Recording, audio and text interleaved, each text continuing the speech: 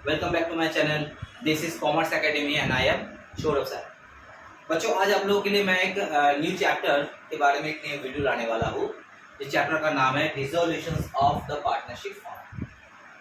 इससे पहले partnership accounting में हम लोगों ने फंडामेंटल ऑफ पार्टनरशिप के ऊपर 4 वीडियो बनाए थे, जिसमें हम लोगों ने ये देखे थे कि एक कोई रनिंग बिजनेस है, पार्टनरशिप का कोई रनिंग बिजनेस है, जिसमें हम लोग किस तरीके से अकाउंट को सेटल करते हैं। तो आज हम लोग सीखेंगे कि कोई पार्टनरशिप बिजनेस जो एक एग्जिस्टिंग बिजनेस था, अगर वो बिजनेस डिसॉल्व हो जाता है यानी कि बंद हो जाता है, उसके बाद हम लोग उस अकाउंट्स का सेटलमेंट कैसे करते हैं। तो आज का जो ये टॉपिक है, ये चैप्टर है, ये काफी इंपॉर्टेंट चैप्टर है, खास करके जो लोग क्लास 12 में है एज वेल एज जो लोग बीकॉम लेवल में है या तो फाउंडेशन लेवल से, उन लोगों के लिए चैप्टर काफी इंपॉर्टेंट। इस चैप्टर का बहुत ही सरल कॉन्सेप्ट है। सिंपल कॉन्सेप्ट क्या है आपके लिए? अगर आप अपने बिजनेस को बंद करना चाहते हो तो सबसे पहले आपको क्या करना चाहिए? देखो, ऐसे ही ये तो कोई प्रॉपर्टीशिप बिजनेस है नहीं कि भाई आज चाहे तो हम आज ही बंद कर दें। ये पार्टनरशिप बिजनेस है जहां पे एक आदमी के ओपिनियन से कुछ भी नहीं होता है। यहाँ पे सबका एक म्यूचुअल एग्रीमेंट होना चाहिए। सारा का सारा पार्टनर मिलके कोई म्यूचुअल एग्रीमेंट करेगा, तब जाके कोई बिजनेस डिसॉल्व हो सकता है। तो एग्जांपल ले लेते हैं, मान लेते हैं कि एबीसी, इन तीनों पार्टनर का एक पार्टनरशिप फर्म है, एबीसी एंटरप्राइज हो। बहुत सालों से इस बिजनेस में कुछ लॉसेस शो कर रहा है, मतलब अपने हिसाब से ये लोग बिजनेस कर नहीं पा रहे। तो चलो आप तीनों मिलके म्यूचुअल एग्रीमेंट किया कि भाई अब इस बिजनेस को हमें बंद कर देना है, क्योंकि ये हमें फायदा तो दे नहीं रहा है, बेकार में इसको टालने का कोई मतलब नहीं। तो जिस दिन आप बिजनेस को बंद करोगे उस दिन का एक आपके पास बैलेंस शीट होगा। मान लेते हैं कि साल का लास्ट डे, ये साल खत्म हो रहा है और पार्टनर्स ने कहा कि भाई चलो ये साल खत्म हो जा रहा है, तो इसी साल के लास्ट में हम लोग जो है बिजनेस को बंद कर दें। ठीक। तो आज के डेट में हम लोग के पास एक बैलेंस शीट रहता है और उस बैलेंस शीट में हम लोग जानते हैं कि एसेट्स और लायबिलिटीज रहता है। अगर एसेट की तरफ देखा जाता है तो कुछ फिक्स्ड एसेट रहता है, कुछ करंट एसेट्स रहता है, और लायबिलिटी की तरफ देखा जाए तो कुछ इंटरनल लायबिलिटीज रहता है तो कुछ एक्सटर्नल लायबिलिटीज रहता है। तो सबसे पहले पार्टनर क्या बोलेगा कि भाई बिजनेस को अगर बंद करना है तो जो एसेट्स अपने पास है, चाहे वो फिक्स्ड हो चाहे वो करंट हो, जो भी हमारे पास एसेट्स है उसको सबसे पहले डिस्पोज करो। अगर बेच सकते हो तो बेच दो, अगर नहीं बेच सकते हो, क्योंकि पार्टनर अगर बोलता है कि भाई हम उस एसेट को हम ले लेंगे, अपने जिम्मे में ले लेंगे, ले लो। अगर कोई लायबिलिटीज और एसेट का सेटलमेंट करना चाहते हो वो भी कर दो। तो सबसे पहला काम है एसेट्स को डिस्पोज करना, उसको बेच देना, उससे रियलाइज करवाना। जैसे ही आपके पास रियलाइज होके आ जाता है, आपको सेकंड काम क्या करना है? आपको अपना लायबिलिटीज को सेटल करना है। तो अभी भी मैंने कहा कि लायबिलिटीज 2 टाइप्स का होता है, एक इंटरनल एक एक्सटर्नल। तो सबसे पहले हम लोग क्या करते हैं कि जो बाहर का जो लायबिलिटीज है पहले उसको खत्म करें। घर का तो आपस का बात है ना, तो हम कभी भी कर सकते हैं। तो सबसे पहले हम एक्सटर्नल लायबिलिटीज को खत्म करेंगे, उसके बाद हम इंटरनल लायबिलिटीज को सेटलमेंट करेंगे। और उस इंटरनल लायबिलिटीज में भी कुछ ज्यादा प्रायोरिटी वाला अकाउंट होता है, कुछ कम प्रायोरिटी वाला अकाउंट होता है। जैसे अगर इंटरनल लायबिलिटीज में हमारे पास कोई पार्टनर्स का लोन रहता है, तो सबसे पहले मेरा काम है कि उस लोन को सेटल करें, क्योंकि वो ज्यादा प्रायोरिटी वाला आइटम है। उसके बाद हम अपने कैपिटल को सेटल करें। तो ये है टोटल कॉन्सेप्ट डिसोल्यूशन का। एसेट्स को बेचो, उसको रियलाइज करवाओ और उस पैसे से आप अपने लायबिलिटी को सेटल करो। तो हमें इसके लिए यूजुअली एक अलग अकाउंट का जरूरत पड़ता है। क्या है वो अकाउंट? रियलाइजेशन। हम लोग क्या करेंगे? एक रियलाइजेशन अकाउंट को ओपन करेंगे और उस अकाउंट के थ्रू एसेट्स को डिस्पोज करेंगे और लायबिलिटीज को, जो एक्सटर्नल लायबिलिटीज है, उसे सेटल करेंगे। तो हमें इस चैप्टर में सबसे पहले कौन सा अकाउंट बनाना पड़ता है? नंबर 1 एक अकाउंट बनाना पड़ता है जिसका नाम है रियलाइजेशन अकाउंट, जिसके थ्रू हम एसेट को बेचेंगे और लायबिलिटी को सेटल करेंगे। दूसरा क्या अकाउंट बनाना पड़ता है? दूसरा अकाउंट बनाना पड़ता है पार्टनर्स कैपिटल अकाउंट, जहां से हम लोग इंटरनल लायबिलिटीज यानी कि पार्टनर्स का आपस का जो क्लेम है उसको सेटल करेंगे। और तीसरा अकाउंट हमें बनाना पड़ता है बैंक अकाउंट या कैश अकाउंट, जहां पे हम दिखाएंगे कि हमारे पास कितना कैश या कितना बैंक जो है रिसीव हुआ है, उससे हम कितना पेमेंट कर रहे हैं। ये सारा का सारा ट्रांजैक्शन हम कैश अकाउंट या बैंक अकाउंट के थ्रू दिखाएंगे। और चौथा अकाउंट अगर जरूरत पड़े तो वो है पार्टनर लोन अकाउंट। मैंने कहा था कि जो इंटरनल लायबिलिटीज है उसमें भी प्रायोरिटी और नॉन प्रायोरिटी वाला कुछ अकाउंट होता है। तो प्रायोरिटी अकाउंट में कौन सा आता है? जो अपना लोन वगैरह होता है, पार्टनर्स का लोन वगैरह। तो अगर पार्टनर्स का लोन अकाउंट है तो उसे सेटल करना पड़ता है, उसके लिए हमें पार्टनर्स लोन अकाउंट का भी जरूरत। तो यूजुअली हम लोग ये 3 लेजर तो कॉमनली ड्रॉ करेंगे ही करेंगे। चौथा लेजर अगर जरूरत पड़े तो करेंगे, अदरवाइज नहीं। तो मैं आप लोगों को एक एग्जाम्पल के थ्रू समझाता हूं। छोटा सा एग्जाम्पल है जो हम यहाँ पे हाथ से एक एग्जाम्पल को राइट ऑफ करते हैं और उसका कैसे सेटलमेंट होता है वो आपको शो करते हैं। तो हमारे पास दिया रहेगा एक बैलेंस शीट, जिस दिन हम लोग फर्म को डिसॉल्व करने वाले हैं उस दिन का एक बैलेंस शीट दिया हुआ रहेगा, और उसके नीचे हमारे पास अदर इंफॉर्मेशन में ये दिया हुआ रहेगा कि बैलेंस शीट्स के अंदर जो भी एसेट्स है उसे किस किस तरीके से हमने रियलाइज करवाया और उससे मैंने किस किस तरीके से अपने लायबिलिटीज को सेटल किया।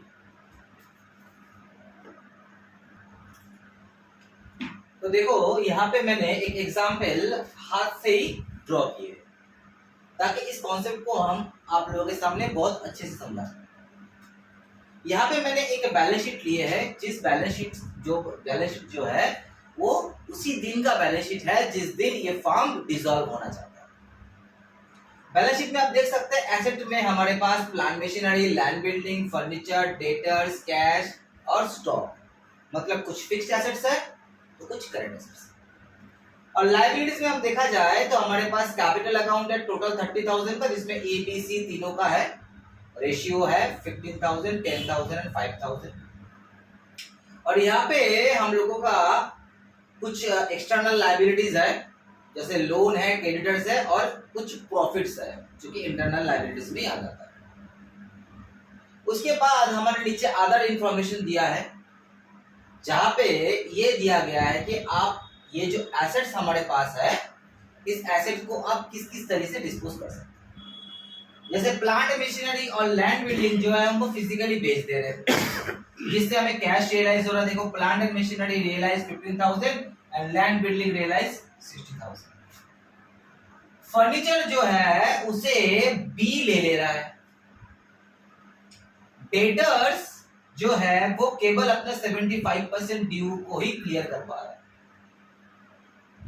उसके बाद स्टॉक जो है ये मॉर्गेज है बैंक लोन के पास, बैंक के पास ये मॉर्गेज है अगेंस्ट द लोन। और क्रेडिटर जो है उसने अपना 5,000 का ड्यू ऐसे ही छोड़ दिया है।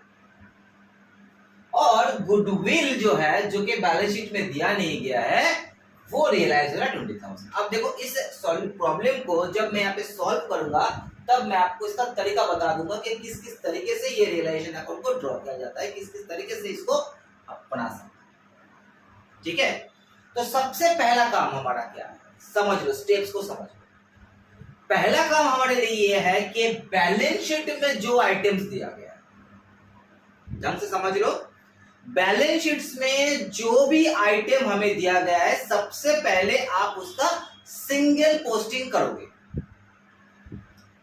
आपके पास 3 अकाउंट है, realisation account, partners capital account और कैश अकाउंट। आप सबसे पहले क्या करोगे बच्चों, आपके पास जितना भी एसेट्स है आपको उन सारा का सारा एसेट्स को इन तीनों अकाउंट में लाना है डेबिट साइड में, क्योंकि एसेट का बैलेंस हमेशा डेबिट होता है।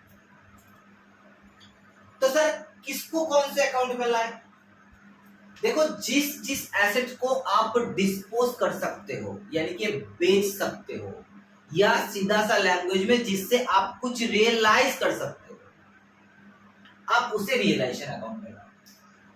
फॉर एग्जाम्पल हमारे पास प्लांट एंड मशीनरीज है, हमारे पास लैंड बिल्डिंग है, हमारे पास फर्नीचर्स है, हमारे पास डेटर्स है और हमारे पास स्टॉक है। कैश छोड़ के, क्योंकि कैश खुद एक रियलाइज एसेट्स है, उसको आप बेच नहीं सकते। इसको छोड़ के बाकी जितना भी एसेट है आप सबको बेच सकते हो, या सबसे कुछ ना कुछ आप रियलाइज कर सकते हो, कुछ ना कुछ बेनिफिट ले सकते हो, तो आपको उसे रियलाइजेशन अकाउंट में डेबिट पे लिखना है। तो एक बार हम इसको पोस्टिंग कर देते हैं। तो सबसे पहले बैलेंस शीट्स के आइटम को आपको सिंगली पोस्टिंग करना है, ठीक है। तो प्लांट मशीनरी जो है वो रियलाइजेशन अकाउंट में आ जाएगा। Plant machinery 10,000।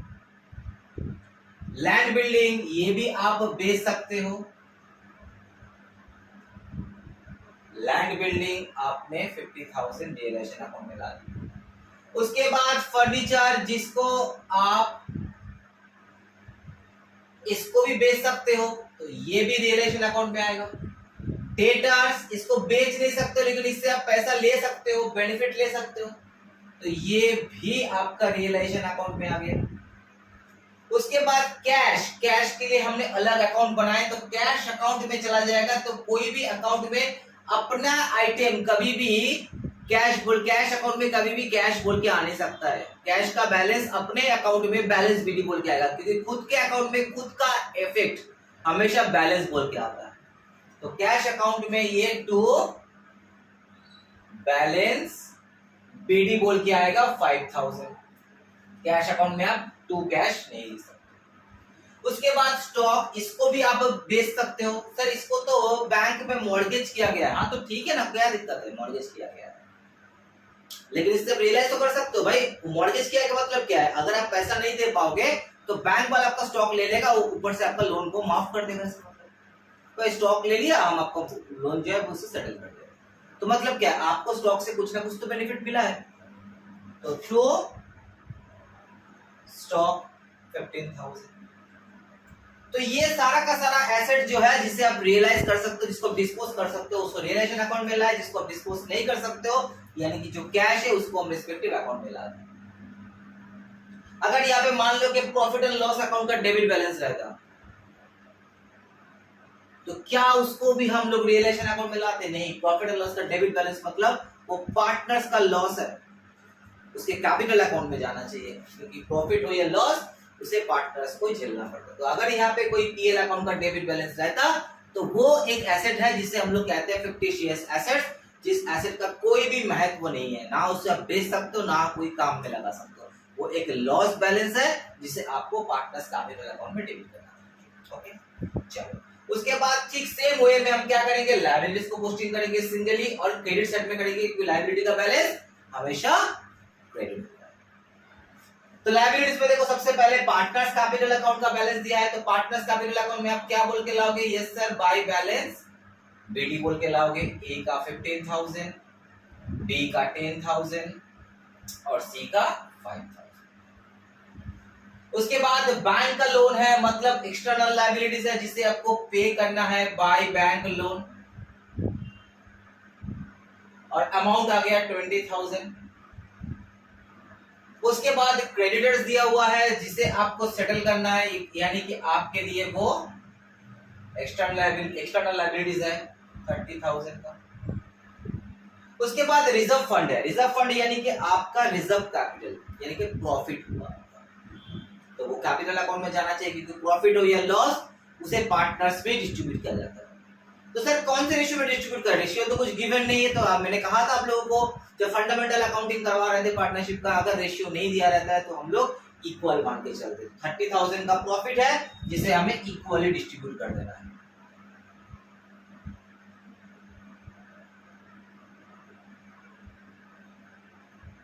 तो गौर करो, जो भी हमारे पास एसेट था हमने जिस भी अकाउंट पे इसको लाए हैं डेबिट साइड में लाए हैं, और जो भी हमारे पास लायबिलिटीज था उसे जो भी अकाउंट में हम लाए हैं क्रेडिट ही किए। तो ये हो गया हमारा पहला काम, पहला स्टेप, जो हम लोग अपने दिए हुए बैलेंस शीट का सिंगल पोस्टिंग करेंगे। उसके बाद हम आएंगे एडजस्टमेंट, यानी कि अदर इंफॉर्मेशन। याद रखना कि इसका जब तक डबल पोस्टिंग नहीं हो जाता है, जब तक इसका डबल पोस्टिंग नहीं हो जाता है, आप दूसरे एडजस्टमेंट में मूव नहीं करोगे। हर आइटम का डबल पोस्टिंग, ठीक है। और ये डबल पोस्टिंग जो है तीनों अकाउंट में से किसी ना किसी दो अकाउंट को जाके हिट करेगा। तो अब तो सोचो तुम्हारे पास कितना सारा एसेट हो गया, 1 2 3 4 5, आपके पास टोटल 5 एसेट्स है जिससे आप कुछ ना कुछ रियलाइज करोगे। तो इंफॉर्मेशन में क्या दिया है कि प्लांट मशीनरी को आप बेच रहे हो, लैंड बिल्डिंग को आप बेच रहे हो, मतलब आपके पास फिजिकली कैश आ रहा है। डेटर्स भी आपको पैसा दे रहा है। तो आपको क्या करना है, जो भी एसेट आपका यहाँ पे डेबिट साइड में दिया हुआ है उसे क्रेडिट साइड से डिस्पोज करना है। डिस्पोज का मतलब ये नहीं कि हमेशा आपको बेचना है, आपको कैश ही आएगा। डिस्पोज का डेफिनेशन यहाँ पे दिया गया है कि आप इसको बेच भी सकते हो, इसको फेंक भी सकते हो, इसे कोई पार्टनर ले भी सकता है, या तो आपस में किसी लायबिलिटी के साथ ये इंटर सेटअप हो सकता है। तो आप जो भी करोगे इन एसेट के साथ, उसको आप क्रेडिट साइड में लाओ, यानी कि ये है आपका एसेट और इसको हम यहां से रियलाइज करवाएंगे क्रेडिट साइड से, ठीक है। तो हम अब देख रहे हैं क्वेश्चन पढ़ के कि 3 एसेट ऐसा है जो हमें फिजिकल पैसा दे रहा है। कौन कौन? प्लांट मशीनरी, लैंड बिल्डिंग और डेटर्स। तो हम क्या करेंगे, तीनों को बाय कैश के अंडर में लाएंगे क्योंकि इससे पैसा आ रहा है। प्लांट मशीनरी बेच के हमें कितना आ रहा है, 15,000। उसके बाद लैंड बिल्डिंग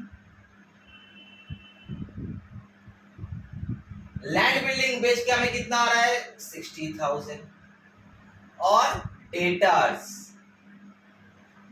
हमें कितना दे रहा है, 75%। तो इसका टोटल ड्यू कितना था, इसका टोटल ड्यू था 20,000, इसका 75% होता है 15,000। तो मैंने अभी भी कहा कि आपको डबल पोस्टिंग करना। तो हम लोग का देखो पॉइंट नंबर 1 और पॉइंट नंबर 3 हो गया है, लेकिन डबल पोस्टिंग नहीं हुआ है। अब इसको डबल पोस्टिंग करना है तो आपने क्या किया, यहाँ पे बाय कैश अकाउंट लिखे हो तो कैश अकाउंट में आ जाएगा टू रियलाइजेशन अकाउंट, ब्रैकेट में सन्ड्री एसेट रियलाइज। आप तीनों को एक साथ जोड़ के यहाँ पे 90,000 लिख सकते हो गया डबल पोस्टिंग। आपने 90,000 का यहाँ पे रियलाइजेशन में क्रेडिट किया कैश अकाउंट खोल के, तो कैश अकाउंट में 90,000 का डेबिट भी कर दिया। तो अब ये दो, 1 नंबर और 3 नंबर जो है ये कंप्लीट हुआ हम लोगों का डबल पोस्टिंग। छूट गया क्या, फर्नीचर को कौन ले रहा है ना, फर्नीचर को बी ले रहा है। बी ने कहा कि भाई देखो ये फर्नीचर जिस हालत में, हम इसको बेच नहीं सकते, हम अपने घर लेके चले जाते, इसको हम यूज कर लेंगे। हमने तो फार्म से पैसा लेना ही है, तो उसके बदले में हम फर्नीचर ले लेते। कोई बात नहीं भाई, ले ले तुम। तो बाय बी कैपिटल अकाउंट क्या ले रहा है, ये फर्नीचर ले रहा है। तो फर्नीचर कितना वैल्यू में ले रहा है, 10,000 का वैल्यू है फर्नीचर। तो उसने कहा कि भाई हम इसको 8,000 में सेटल करते हैं, ठीक है। अब इसका डबल पोस्टिंग करेंगे। आप अगर यहाँ पे बाय बी कैपिटल लिखते हो तो बी कैपिटल में आपको लिखना है टू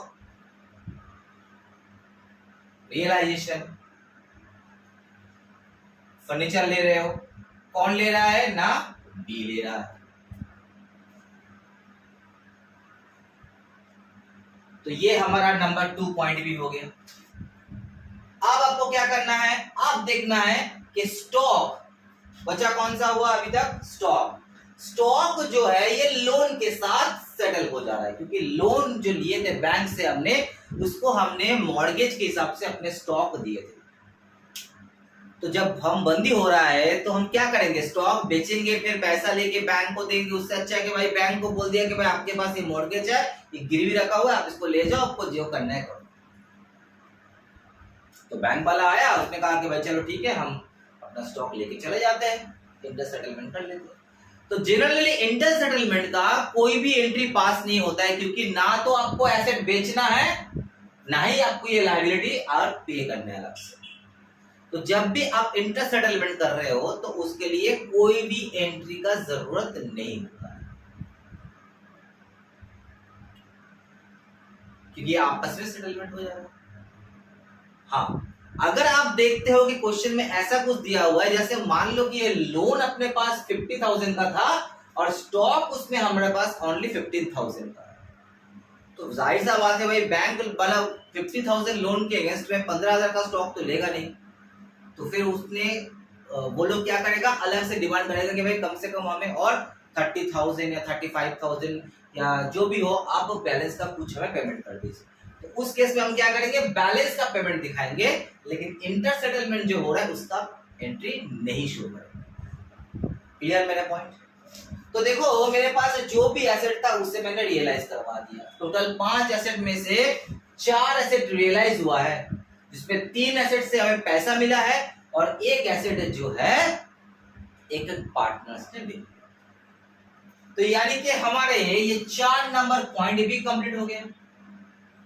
अब कहा जा रहा है कि जो क्रेडिटर्स है इसको थोड़ा सा नीचे लिखते हैं हम, शायद एक एंट्री और आएगा यहाँ पे गुडविल रियलाइज करके, थोड़ा सा इसको नीचे करना है मुझे।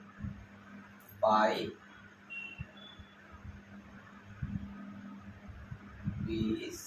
कैपिटल अकाउंट फर्नीचर 8,000, ठीक है। क्रेडिटर्स जो है वो अपना 5,000 का ड्यू को माफ कर दे रहे हैं। क्रेडिटर को देना कितना था भाई, 30,000 देना है। तो जैसे मैंने एसेट्स को डेबिट साइड से कंसीडर किया और क्रेडिट साइड से इसको डिस्पोज किया, ठीक उसी तरीके से लायबिलिटीज को मैंने क्रेडिट साइड से फॉर्म किया, तो उसको पेमेंट दिखाएंगे डेबिट साइड से। अपने पास 2 लायबिलिटीज था, लेकिन एक लायबिलिटी तो इंटर सेटलमेंट हो गया, तो सिर्फ क्रेडिटर्स को ही मुझे पेमेंट करना है, लेकिन उसने 5,000 माफ कर दिया मुझे। तो टू कैश अकाउंट, यहाँ पे हम क्रेडिटर्स को पेमेंट करेंगे कितना, 25,000। इसका डबल पोस्टिंग करना है, कैश अकाउंट में आ जाएगा बाय रियलाइजेशन अकाउंट, लायबिलिटीज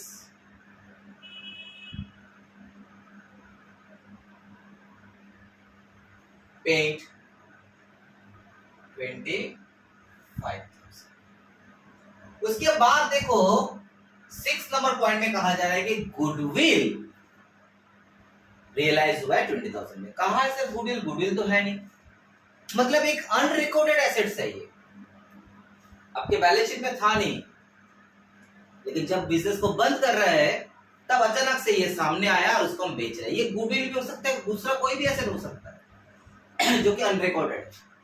जैसे फॉर एग्जांपल मान लो हमारे पास एक मशीनरी था या एक कार था, जिसको डिप्रिशिएट करते करते करते करते मैंने 0 कर दिया, तब वो मेरा बैलेंस शीट में नहीं है क्योंकि उसका वैल्यू 0 हो चुका है, लेकिन अभी भी वो वर्किंग कंडीशन में है। तो जब फार्म को बंद करेंगे तो उस एसेट को क्या छोड़ देंगे, बैलेंस शीट में नहीं है बोल के? नहीं, उसको भी बेचेंगे भाई, या तो कोई पार्टनर्स को ले लेगा, जो भी करना है करेंगे उस एसेट के साथ। मतलब एक अनरिकॉर्डेड एसेट्स है जो के रियलाइज हो रहा है, तो सर उसको कहां से लाना है? उसको हमें क्या करना है, जहां से हमने बाकी एसेट को रियलाइज करवाया ठीक उसी तरीके से हमें उस एसेट को भी रियलाइज करवाना है। इसका मतलब क्या है, आपके एसेट था नहीं फिर भी ये रियलाइज हो रहा है, इसका मतलब आपको फायदा दिला रहा है, आपके लिए फायदा हो गया। आपके डेबिट साइड में कोई आइटम है नहीं, लेकिन क्रेडिट साइड से आपका आइटम बढ़ जा रहा है, फिगर बढ़ जा रहा है, आपका इनकम बढ़ जा रहा है। तो उसे हमको क्या करना है, डबल एंट्री का पास करना है, क्या बोल के, गुडविल 20,000। ये 20,000 जो है या तो आप इसके साथ जोड़ के लिख सकते हो, या अच्छा बेटर रहेगा उसको अलग पॉइंट कर दो। गुडविल रियलाइज की, ये अनरिकॉर्डेड है।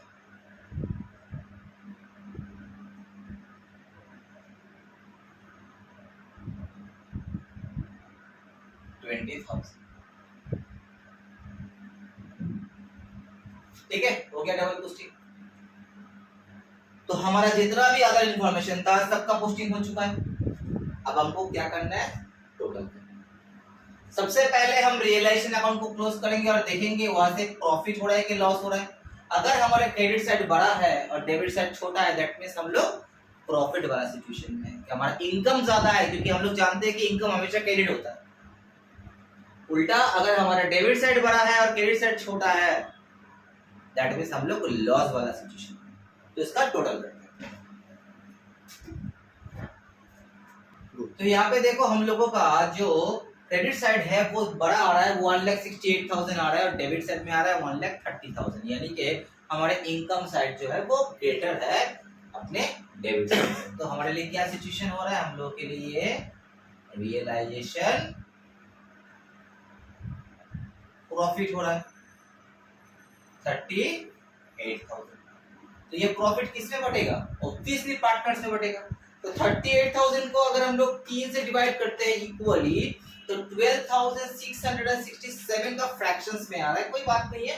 तो हम क्या करेंगे, ये तीनों प्रॉफिट, तीनों पार्टनर्स को ये प्रॉफिट बांट देंगे, 1 2 666 1 2 667 1 2 667। एक को मैंने 6 रखा, बाकी दोनों को 7 रखा, ताकि ये फिगर एग्जैक्ट 38,000। तो डबल पोस्टिंग करना है। ये जो रियलाइजेशन प्रॉफिट हुआ ये पार्टनर्स को मिल रहा है। हम लोग जब पीएल एप्रोप्रिएशन किए थे उसमें हम लोग क्या किए थे, पीएल एप्रोप्रिएशन में जो प्रॉफिट हो रहा था वो पार्टनर्स कैपिटल को मिल रहा है। यहाँ पे हम फार्म को बंद कर रहे हैं, तो रियलाइजेशन अकाउंट से जो भी प्रॉफिट मिलेगा वो हम पार्टनर्स कैपिटल में डिस्ट्रीब्यूट करेंगे। तो बाय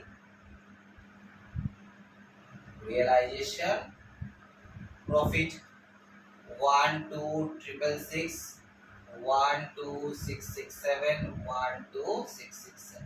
ठीक है, तो हमारा एक काम हो गया कि हमने रियलाइजेशन अकाउंट को क्लोज कर दिया। अब हमें क्या करना है, अब हमें पार्टनर्स कैपिटल अकाउंट को क्लोज करके कैश को क्लोज करना है। ठीक है, अब हम आ रहे हैं कि भाई एक्सटर्नल लायबिलिटी तो मैंने पे कर दिया, अब जो भी है हमारे घर के बंदे बचा हुआ है, अब घर के बंदे को हमें पेमेंट करना है। तो घर के बंदे का जो भी बैलेंस है वो आपके सामने है। हम लोग क्या करते थे, पीएल एप्रोप्रिएशन में जो भी टोटल आता था उसको हम लोग टू बैलेंस सीडी बोल के लाते थे। लेकिन अब बैलेंस सीडी नहीं लिखेंगे, क्योंकि बिजनेस तो बंद है। बैलेंस लिख के हमें करना क्या है, इसको फायदा तो है नहीं, बिजनेस बंद हो जा रहा है।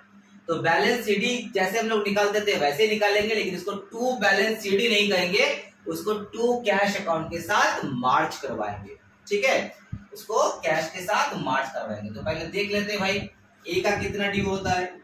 ए का क्रेडिट बैलेंस है 15,000 प्लस 10,000 प्लस 1 2 666, यानी कि 37,666।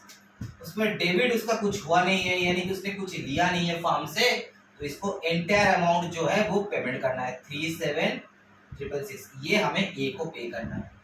बी का देख लेते हैं, बी का है 10,000 प्लस 10,000 प्लस 1 2 667, यानी कि 32667।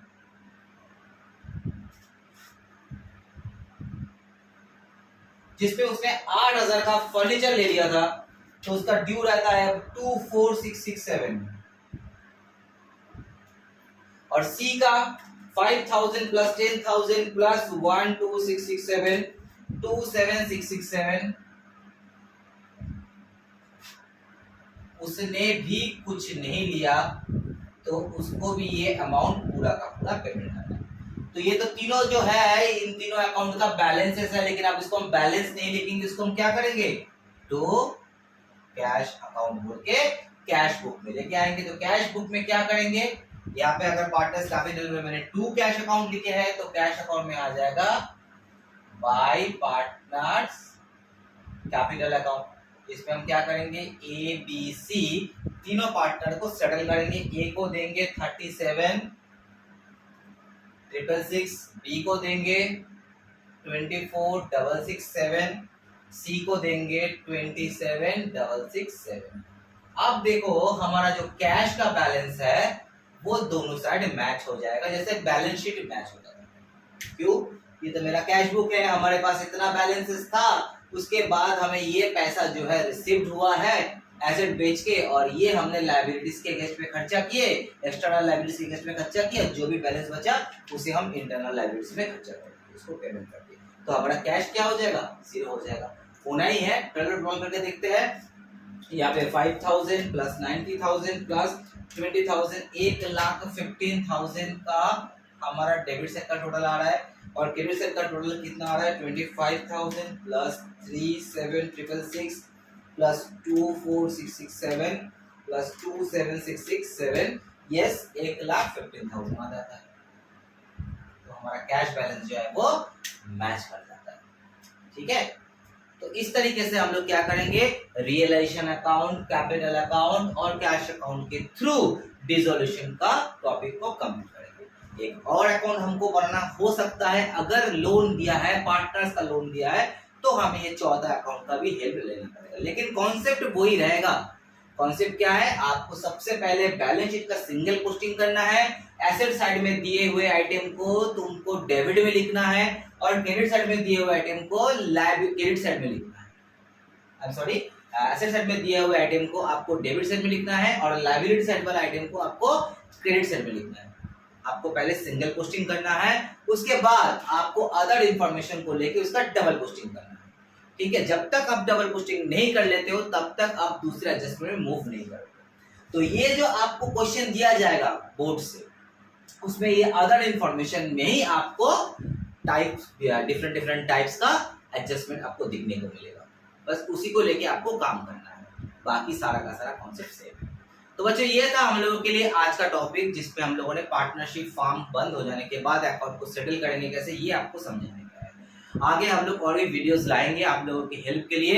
अगर आपको ये वीडियो समझ में आ रहा है, अगर क्लासेस समझ में आ रहा है, तो आप चैनल को सब्सक्राइब कीजिएगा, लाइक कीजिएगा, कमेंट कीजिएगा, और तो और अगर कोई क्वेरीज है आपके मन में, अगर पूछना है तो आप हम लोगों से कांटेक्ट कर सकते हैं दिए हुए नंबर में। क्लासेस के बारे में अगर जानना है, अगर क्लासेस में ज्वाइन करना है, आप वो भी कर सकते हो। ठीक है, गिवन नंबर में आप हमें कांटेक्ट कर सकते हो। तो आज के लिए इतना ही।